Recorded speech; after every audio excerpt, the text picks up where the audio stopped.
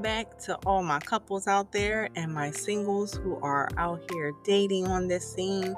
This is another episode of Heart's Wine from Heart's Distractions, the place where we drink the wine of our emotional twist and turn those messy distractions into real, raw, and often controversial conversations about love. I am your host, Alicia Minor Gaines, licensed marriage and family therapist, mixologist of emotions, and if emotional intimacy were a drink, baby, I'd be serving it with a twist of lemon and a splash of we need to talk. Now, today's topic, let me tell y'all, it's personal, it's uncomfortable, and yeah, it's probably been the elephant in your bedroom. We're diving into something a lot of couples are struggling with but don't know how to talk about, which is affection. Not sex, not foreplay. I'm talking about that other kind of touch. The kind that says, I love you, without taking your clothes off. The kind that makes you feel seen, safe, and secure. So let me ask you this.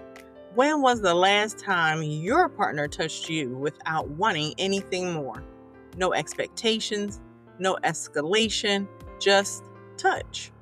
Now, I know some of y'all paused just now and blinked into the void. Like, wait, does a fist bump count? The truth is, so many couples are touch-starved and they don't even realize it. Or, worse, they do realize it, but they don't know how to bring it up without sounding like they're complaining or starting a fight.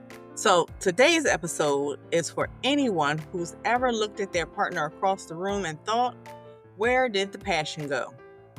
If sex feels more like an obligation than a desire or has disappeared altogether, this episode is for you. We're exploring the emotional weight, unspoken expectations, and silent frustrations that turn intimacy into a chore. And let me be clear. This is not just a marriage after 20 years problem. It happens in new relationships too. Shoot, some folks go from daily kisses to awkward head nods in 6 months flat. Like, did we become roommates or are we in a relationship? Blink twice if you're emotionally unavailable. Now, according to the American Association for Marriage and Family Therapy, nearly 63% of couples report feeling less physical affection over time, especially when life gets busy. Between work, kids, aging parents, Amazon deliveries, and trying to figure out what that mystery smell is in your car, affection becomes a casualty of the chaos. But here's the kicker. Affection is not optional. It's foundational. Follow me on this one, y'all. Because in today's episode, we're asking the big questions. Why does affection fade? Is every hug supposed to lead to sex? Why do some folks say, don't touch me, like it's a protective spell?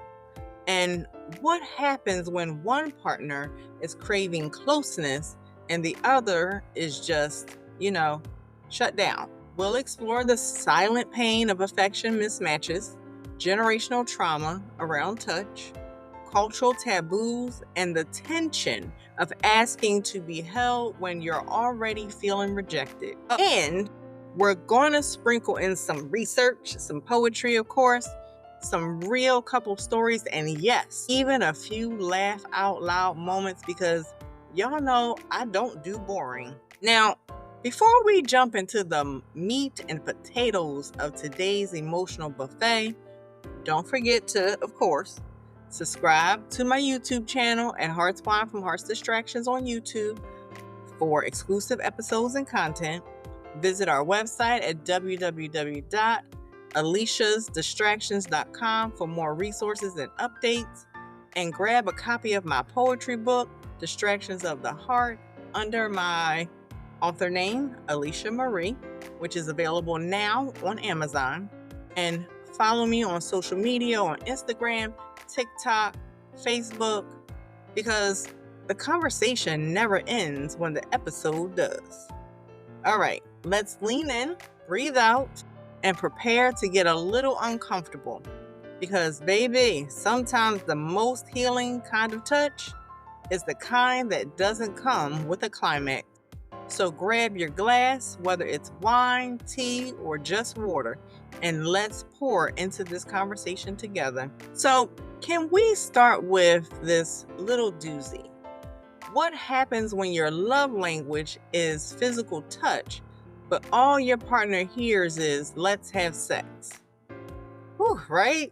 You're sitting there wanting a back rub, and they're already warming up like it's game time in the bedroom. Baby, I just wanted a cuddle, not a cardio session. We gotta be clear on that sometimes, right? Because here's the reality. Affection and sex are two very different things. But somewhere along the way, a lot of couples started confusing the two, especially in relationships where physical touch is either the giver's love language or the receiver's, but not both. And when those lines blur, well, things get messy. Like, why can't we just hold hands without you acting like we're about to film an HBO special? Messy. And let's be clear, being affectionate doesn't mean someone is trying to seduce you. And wanting to be held doesn't mean someone is looking for a hookup. It means I want to feel emotionally safe in your arms. But if one partner grew up in a household where physical touch was rare, uncomfortable, or even punished, that kind of contact might feel confusing or unsafe. I had a client once, a woman, we're going to call her Rachel. She told me her partner, who we're going to call Marcus, always avoided hugs. She said it made him feel boxed in. Meanwhile, she's a touch lover through and through. For her, not being hugged was like going a week without water. They were both parched, but in different ways, of course. She felt rejected and he felt smothered. Does this sound familiar to any of y'all? And for a lot of women, especially moms, the phrase touched out is real. You spend your day getting climbed on, wiped on, touched at, tugged at, and then your partner walks in like, hey baby, and you're like, sir or ma'am, if one more person grabs me, I might scream. Affection needs context, safety, and timing. Now, let's sprinkle in a little humor because Lord knows some of y'all just need to laugh before you cry. One woman told me, my husband thinks every neck rub is an invitation, and I'm just trying to stop my shoulder from clicking like a glow stick. If your partner pulls away from your touch, don't jump to conclusions. They might not be rejecting you. They could be rejecting what they think the touch is going to lead to. That's why setting clear expectations is clear. Try this. Hey, love, I just want to hold your hand tonight. That's it. Revolutionary, right? Okay. Here's a quote from Esther Perel that's always given me chills. To be touched without demand is to be seen without pressure. Let that marinate. So, if physical touch is your love language, speak it clearly. And if it's not your partner's, help them understand what your kind of affection actually looks like. Non-sexual touch, slow moments, a hand on the knee, a kiss on the forehead, none of which needs to lead to anything else. Okay, we're going to keep unpacking this, y'all, because the next part, honey, we're talking about when touch actually hurts. Stay with me, because we about to go deeper. Because what if affection isn't just uncomfortable?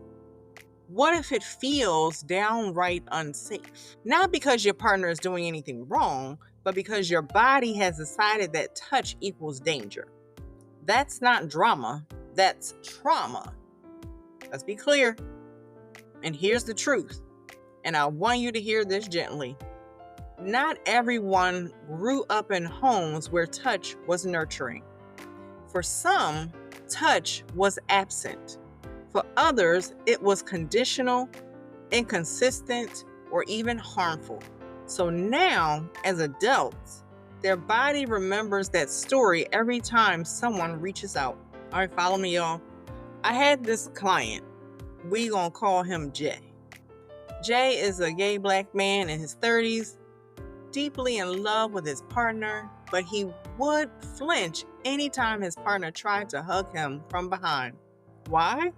Because as a child, affection was only shown in his family when someone was dying or lying. And growing up in a culture that taught him to man up and stay hard didn't leave much room for gentle embraces. Jay wasn't rejecting his partner, he was reliving muscle memory. And for many survivors of sexual trauma or abuse, non-sexual touch can still feel triggering. A simple hand on a thigh might send a signal to the nervous system that screams, "You're not safe." And y'all, this is not a weakness. This is your body protecting itself. The National Institutes of Health reports that 1 in 4 women and 1 in 6 men have experienced unwanted sexual contact by the time they're adults. That's not a small number, people. That's a crisis that lives quietly in bedrooms and marriages, often labeled as being cold, distant, or uninterested. And let's not forget folks in the LGBTQ+ community who grew up being told their desire for affection was sinful, shameful, or disgusting. That kind of conditioning doesn't just disappear with a kiss. It takes intentional healing. So if your partner ever says, "Don't touch me," don't assume they don't love you. It might mean, "I haven't learned how to feel safe yet." And the key is creating a space where you can talk about that without guilt or shame. If you're the one with the trigger, take your time. Learn your body's cues. Use grounding techniques. Start with small, safe touches you can control. Hold your own hand. Wrap yourself in a weighted blanket. Lay beside your partner, but don't feel pressure to engage. And if you're the partner on the other side, ask questions like, "What kind of touch feels safe for you?" Or, "Can I hold your hand while we watch TV?"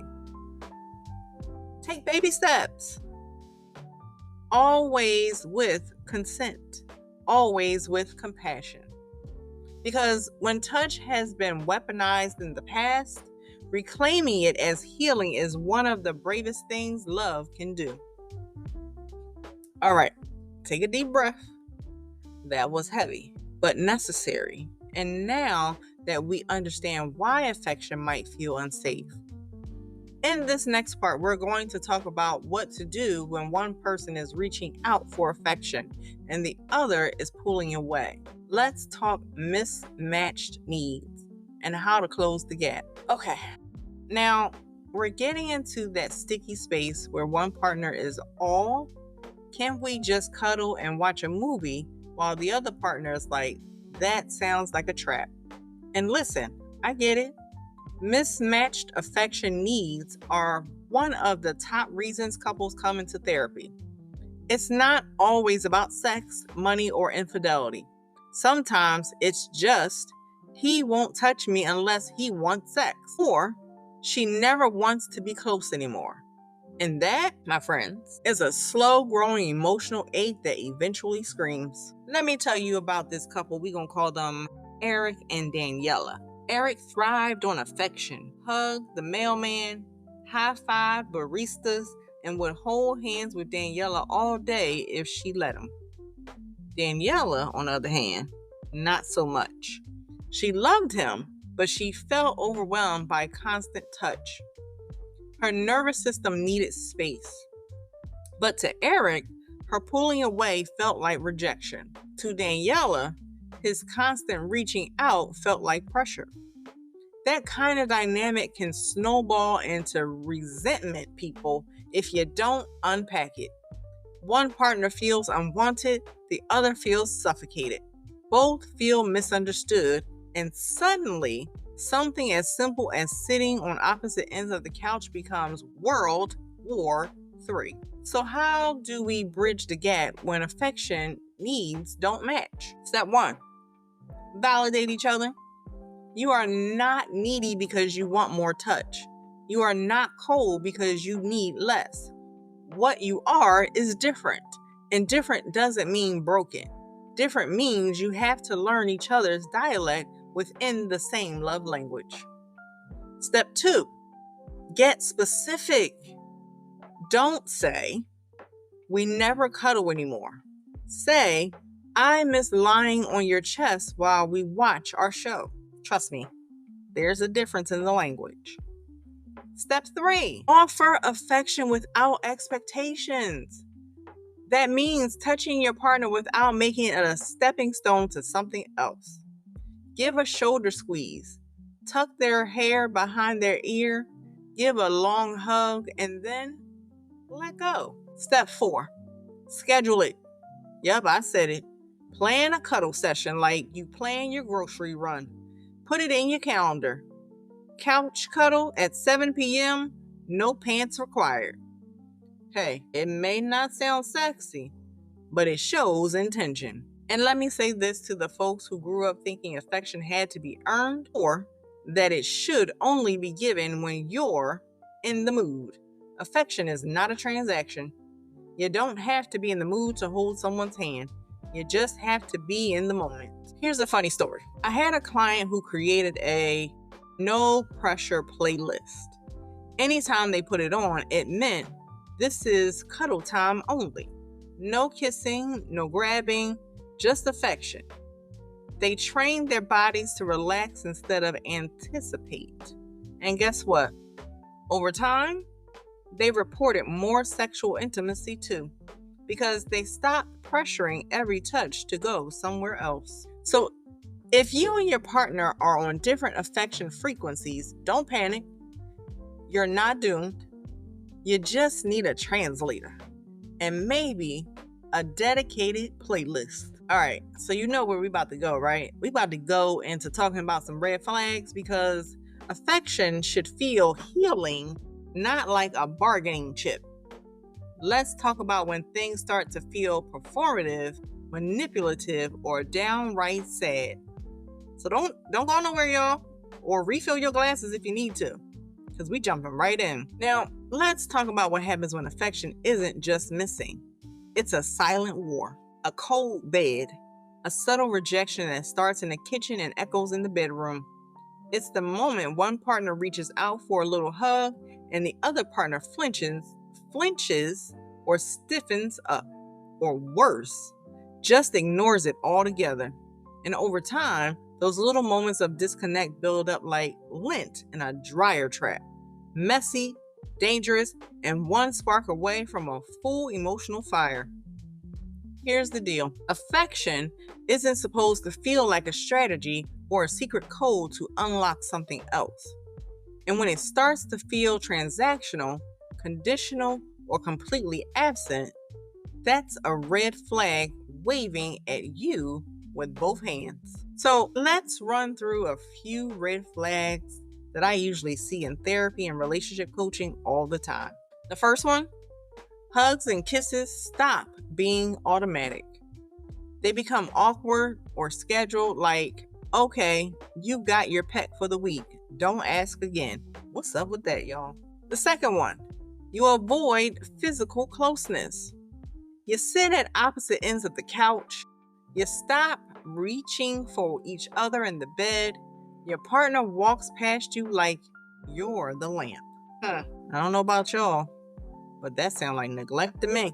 Number 3, touch equals tension. Every time you try to initiate a cuddle, they freeze, or worse, give you a passive aggressive now what stare.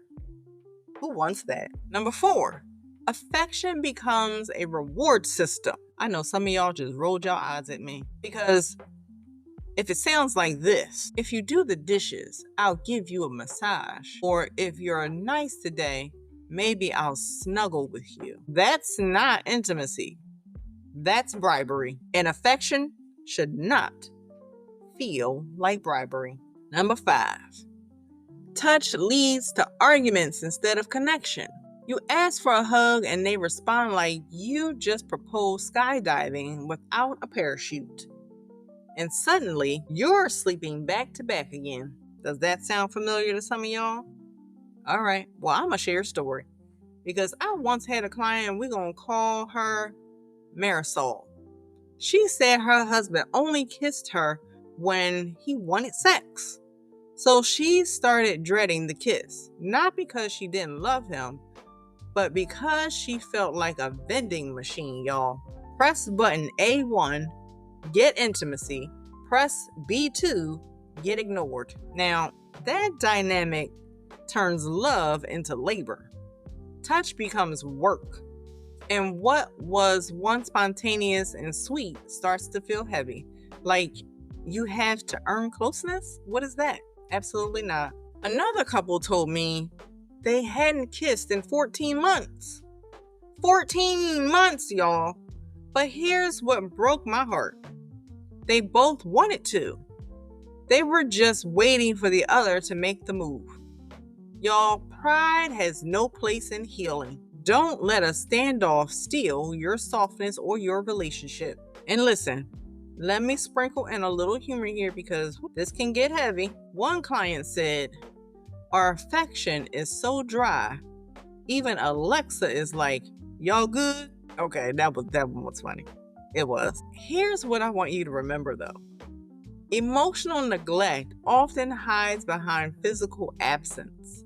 It's not just about sexlessness, it's about disconnection.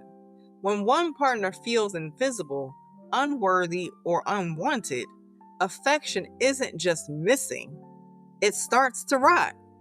And when rejection becomes routine, resentment moves in and decorates the place. If you're noticing any of these red flags in your relationship or marriage, don't panic, but don't ignore them either.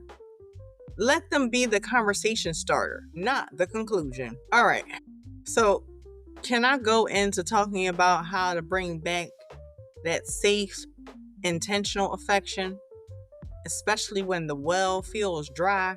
Don't worry. We're not just calling out problems. We're offering healing too. All right. Now, we've called out the red flags, right? Named the silent killers and even laughed through the ache a little. But now it's time to rebuild because real love doesn't just sit in the ruins, baby. It gets up, rolls up its sleeves and says, let's fix this. So how do you bring back safe, intentional affection when things feel dry, awkward, or broken? Let me say this. Affection is a skill. It can be learned. It can be practiced, and yes, it can be healed. But you have to start small.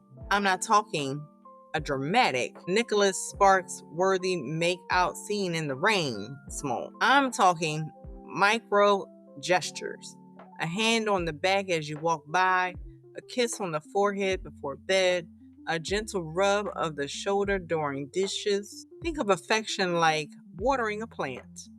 The little regular drips are what keep it alive, not the once a year downpour. If your relationship has gotten to a place where touch feels unfamiliar or tense, try a touch reintroduction ritual. Sit on the couch, face each other, and hold hands for a minute. That's it. No talking, no kissing. Just sit with the silence and the connection. Sometimes I get my couples to sit for 2 minutes, especially in session. It might feel weird at first, like you're on a middle school date, but trust me, weird is better than cold. You know what else helps? Rituals. Rituals anchor us when connection feels lost. Try this one. Every morning, before the phones, the emails, and the chaos, take 30 seconds to hug. No words needed. Put the timer on. Just chest to chest, heartbeat to heartbeat. It sounds small, but trust me, it's powerful. And even this one, I usually get my couples to do anywhere between 30 seconds to a full 2 minutes. The longer you go, the better the connection. All right, I'm going to share this story with y'all. We're going to call this couple Linda and Simon, who I work with. They came to me after 15 years of marriage, and 5 of those years were what they called affectionless. They co-parented, coexisted, co-signed loans, but the closeness was gone. They started a Friday night five. I know y'all like Friday night five. What is that? Well, I'm going to tell you. 5 minutes of uninterrupted physical closeness. Some weeks it was a cuddle, other weeks just holding hands on the porch. Fast forward to 6 months, that 5-minute check-in became their favorite part of the week. You don't need an hour. You need intention. And don't underestimate the healing power of verbal affection. Sometimes the body won't lean in until the ear feels safe. So you might need to say things like, I miss being close to you. I want to hold you, not for anything else, just because I love you. And can I sit next to you tonight? Consent and clarity are affection's best friends. And now, of course, poetry moment, y'all, because you know I love a little soul medicine. So I'm going to give y'all this one. Touch me without asking why. Let your fingers say, I see you. Not for pleasure, not for reward, just because love sits in palms too. Y'all feel that? Affection is not earned. It's not owed, but it is offered. If things have been tense in your relationship, try this one exercise tonight. Sit together and each say one way you like to be touched. Not sexually, emotionally. It could be, I like when you stroke my hair when I'm anxious. Or, I love when you touch my knee during long drives. These small acknowledgments are breadcrumbs back to each other. Because at the end of the day, it's not about the quantity of touch, it's about the quality and the safety it creates. All right, we about to dive into some generational patterns, y'all. Because some of us grew up in houses where affection was absent, silenced, or shamed. And if we don't talk about it, we repeat it. So let's jump into it. Let's get real, right? Because some of us didn't grow up in homes where hugging was a thing, where I love you sounded more like, did you take the chicken out? Or don't let anybody embarrass me out in these streets. You feel me? Affection, or the lack of it, often starts long before we enter our relationships. It's handed down like an old family recipe, but the main ingredient is silence. Maybe your dad never hugged you unless someone died. Maybe your mom only kissed you on the cheek before church, never on a Tuesday. Maybe affection was weaponized, given when you were good, withheld when you disappointed. If that sounds familiar, you're not alone. That's generational patterning at its finest. In many Black and brown communities, we're taught to be tough. Don't cry. Don't let nobody punk you. Stop all that hugging. You ain't soft. We learn to protect ourselves by shutting down vulnerability and touch. That's vulnerable, right? In immigrant households, survival came first. Emotions were secondary. You were fed, clothed, educated, but held, kissed, affirmed? Not always. And if you identify as LGBTQ+, some of y'all had to hide your affection entirely, even as kids. That kind of silence teaches us to associate touch with risk instead of refuge. But here's the truth. Generational patterns aren't prophecies. They're habits passed down by people who did the best they could. But now, it's our job to do better. When I ask couples, what kind of affection did you see growing up? The room always goes quiet. Sometimes the silence says more than the stories. Let's break the silence. Start by identifying what was modeled to you and what you want to model differently. Maybe that means hugging your kids every morning, even if it wasn't done for you. Maybe it tells your partner, I want us to create new traditions with our touch. I had a client, we're going to call her Tisha, whose father never touched her, ever. When she had her own daughter, She made it a point to kiss her forehead every single night, even if she was tired, even if they'd argue. That was her protest. That was her healing. Affection is not just something we do, it's something we teach. And if we don't talk about how we got here, we'll keep arriving at the same place, distant, disconnected, and defensive. So ask yourself this: what did you learn about touch growing up? And what do you want to unlearn? In the next part of this, we're sharing some more real couple stories. And yes, some of these are ones that were sent to me in IG, Facebook, and TikTok. You know, the good, the awkward, and the healing about how they found their way back to affection. So grab a tissue and maybe your partner because you don't want to miss this part. But before we jump in, can we take some deep breaths? Because we're about to step into some real world stories. These are the moments that prove healing is possible. That even when affection feels like a distant memory, there's always a way back. First, let me tell you about James and Raphael. That's what we're going to call them. A same-sex couple who had been together for 9 years. Somewhere in year 5, Raphael came out as asexual. James was crushed, not because Raphael didn't love him, but because he didn't know how to receive affection anymore without interpreting it as rejection. So they went to therapy. They learned that affection could be redefined. Now, they have what they call intimacy Sabbaths. No tech, no pressure, just eye contact, slow dancing in the kitchen, and affirming words. James told me, I didn't lose touch.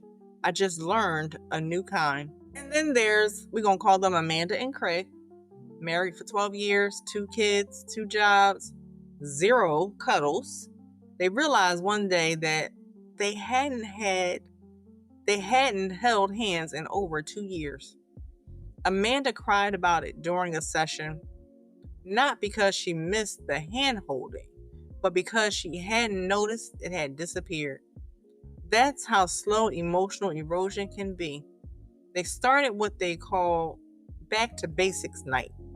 No phones, no chores, just hands. Now, they laugh, they touch, and they remember why they started. And finally, I'm going to call this couple Sabrina and Jen, who've been dating for 6 months, super in love, but touch was tricky. Sabrina had religious trauma, grew up in a purity culture household where even sitting close to someone felt sinful. Jen was affectionate, expressive, and physical. They hit walls early on in their relationship, but they talked and cried and agreed on one thing: affection was going to be theirs to reclaim. Now, they hold pinkies when they're nervous. They have affirmation hugs after hard conversations. That's not just love, people. That's liberation. Every one of these couples had to unlearn something: shame, silence, or simply routine. But what they all shared, a willingness to show up again for themselves and their partner. So what's your story? Have you stopped holding hands and didn't even realize it? Have you been craving a touch you're afraid to ask for? Well, I challenge you to start here and start now. Y'all want some expert insights? I know y'all do, especially from what? Therapists like me? Because I know y'all want and are craving the science, the psychology, and the soul of affection connection behind this. Right? Okay. So let's bring in the science and wisdom behind everything we've been unpacking. Because it's not just feelings, it's facts. One of the most powerful things I've learned as a marriage and family therapist is that affection isn't a luxury. It's a biological necessity. We are literally wired for connection. Touch is the first sense to develop in the womb. It's how we bond. It's how we calm each other. It's how we say, you're safe with me. One of my favorites, Dr. Sue Johnson, the queen of emotionally focused therapy, puts it like this: the absence of affection isn't neutral, it erodes connection. You don't just wake up one day disconnected, it happens inch by inch. Missed hug by missed hug, not tonight by maybe later. So let's talk hormones for a second. Oxytocin, the love hormone, if y'all didn't know, gets released during physical affection. A simple 20-second hug can release enough oxytocin to reduce stress, lower blood pressure, and increase trust. That's not just sweet, that's science-backed intimacy. So how many of y'all gonna be hugging today?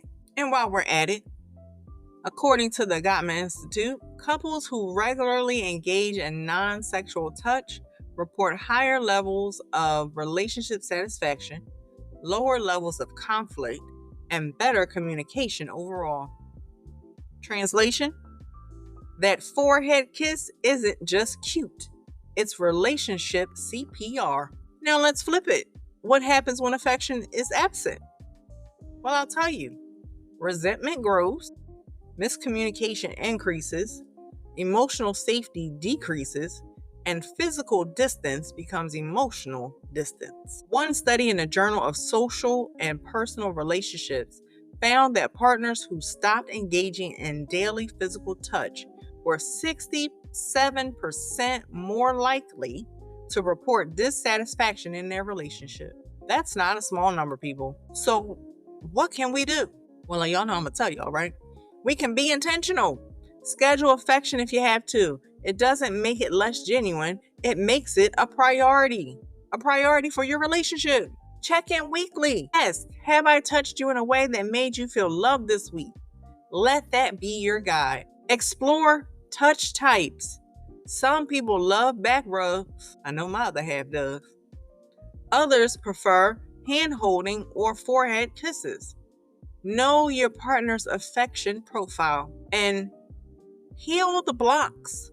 If affection feels scary, seek therapy for yourself and for your relationship.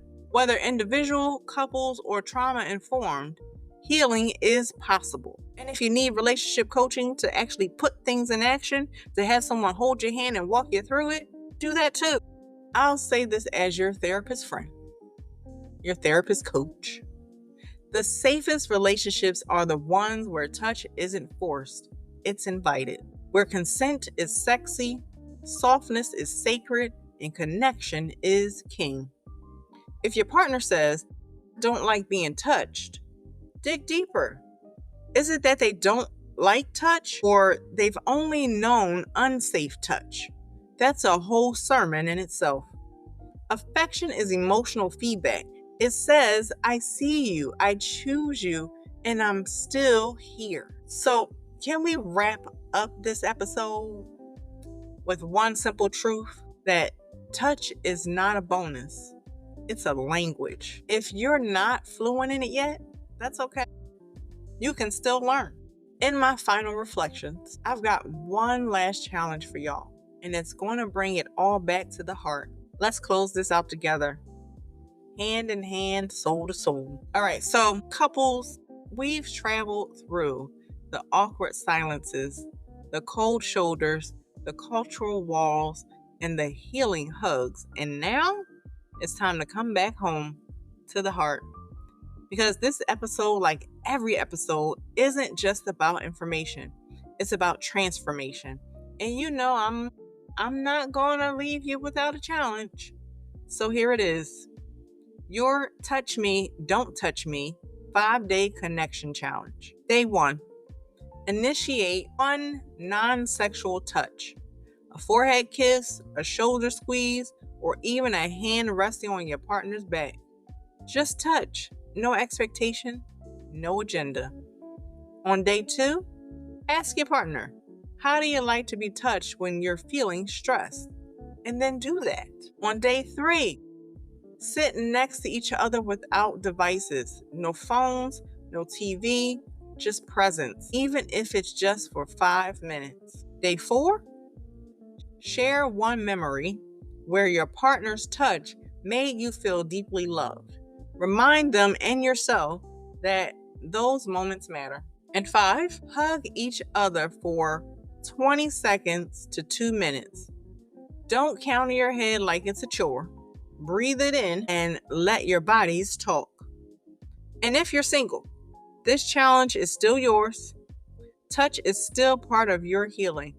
Hug yourself if you have to. Wrap up in a soft blanket. Put lotion on slowly and with intention. Touch your own skin like it deserves love, because it does. And before we go, I want you to ask yourself one question. What kind of touch does my soul need today? Not your body, not your schedule, not your ego, your soul. Does it need to be held? Does it need space? Does it need softness? Listen in. That answer matters, and it matters to you, because we're not just talking about affection. We're talking about being seen, being soothed, and being safe. I would love for y'all to subscribe to my YouTube channel, Hearts Wine from Hearts Distractions on YouTube. Visit me on my website, www.aliciasdistractions.com. Grab a copy of my poetry book, Distractions of the Heart, on Amazon, and follow me on social media, on Instagram, TikTok, or Facebook. Let me say this loud and clear, especially for my couples, my singles, my queer folks, my tired moms, my exhausted dads, my touch adverse warriors, and my intimacy seeking dreamers.